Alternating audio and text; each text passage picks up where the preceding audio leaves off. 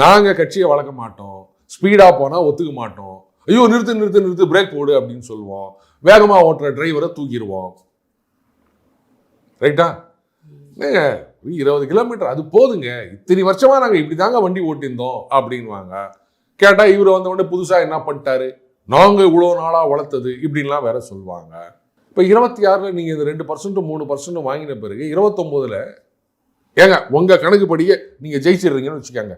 அதிமுக பாஜக கூட்டணி ஜெயிச்சிருது. இவர் வந்து ஒரு 20 சீட்டு கொடுக்குறாரு, அதில் ஒரு 6 சீட்டு 10 சீட்டு கூட ஜெயிக்கிறீங்கன்னு கூட வச்சுப்போம்.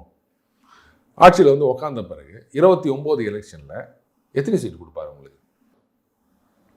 என்ன 26 சீட்டு கொடுப்பாரா? அந்த காலத்து காங்கிரஸ் அதிமுக உடன்படிக்கை மாதிரி 5 கொடுப்பாங்களா?